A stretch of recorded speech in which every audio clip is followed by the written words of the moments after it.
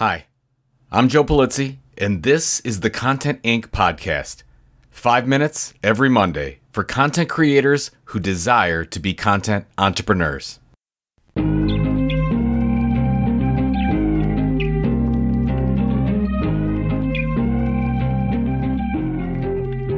Writing a book is one of the best things you can do for your brand.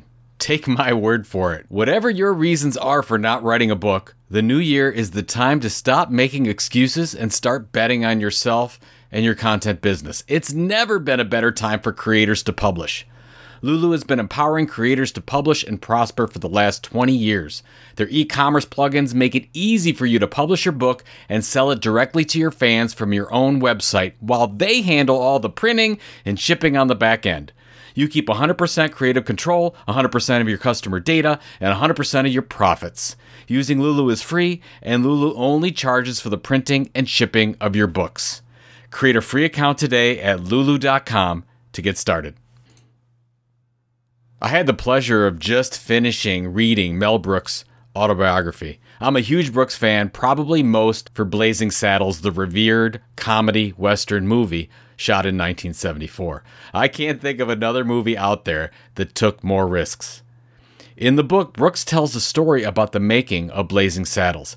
He met with John Calley, then the head of production at Warner Brothers, and Brooks asked Calley something like, "Hey John, is it too crazy to beat up an old lady in a western bar fight?" Calley gave Brooks this simple response: "Mel, if you're gonna step up to the bell, ring it." I'm gonna repeat that for all you content entrepreneurs out there. If you're gonna step up to the bell, ring it. If you're listening to this and you've decided to make the business of content creation, well, your business, you can't, pardon my French, half-ass it.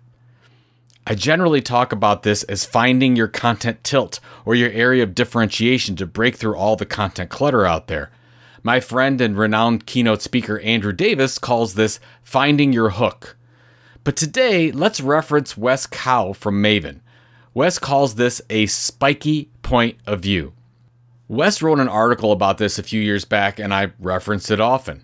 Here are some key elements of a spiky point of view. Number one, a spiky point of view can be debated. Others should be able to disagree with your spiky point of view. If everyone agrees with it, it's too middle of the road. Number two, a spiky point of view isn't controversial for the sake of it. There's nothing more irritating than a contrarian who just wants to stir the pot. It's intellectually lazy. Don't be that person. Number three, a spiky point of view teaches your audience something relevant they don't already know. Don't just summarize information. Offer a point of view that makes people see their problem in a new way. You want them to say, I hadn't thought about it that way, but this is so true. Number four, a spiky point of view is rooted in evidence, but it doesn't have to be a proven fact or universal truth. Your perspective should be defensible. You should believe in it enough to advocate for it, but you have to be okay with people disagreeing with you. That's a key. If you wait for 100% consensus before you say your spiky point of view out loud, that day will never come. My friend Ann Hanley always says, if you write for everyone, you're writing for no one. So focus on someone. Number five, a spiky point of view requires conviction.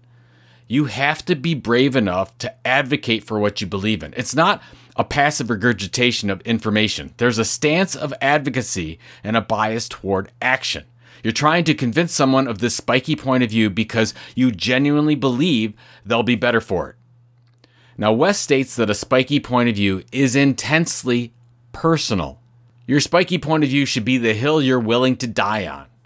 So this is something that you really have to care a lot about, and if you're afraid people might push back on it, you have to try it anyways. You'll be surprised how people gravitate toward and appreciate your willingness to take a stand. Now let me give you a couple of examples that have worked for me. The term content marketing was a hill I definitely stood on alone for quite some time. People would fight me on it, challenge me, and I never reverted back to the term branded content or custom publishing. I always said, if we are trying to teach marketers how to be publishers, what we do must be called marketing or it will never catch hold. That move paid off generously about 4 years later, by the way. Now today, with content entrepreneurs and content creators in general, I've fought the battle of doing it without relying on social media networks. At least that's what I talk about. I can't tell you how many people have laughed at me about this, saying, Joe, that's where the audience is, or it's going to take so much longer and it's so much more difficult. And I just continue to say that you can't build a business if you cannot control distribution. By the way, that's any business in my opinion. Now, when things happen like they're happening right now with the US government talking about banning TikTok, things seem to come my way, so taking that chance definitely works. Now is a great time for you to find your spiky point of view. Done right, this is something you can build your business upon. In other words, if you're going to create something like a Blazing Saddles, you better be willing to beat up the old lady, punch a horse, and annihilate the fourth wall all at the same time. Good luck.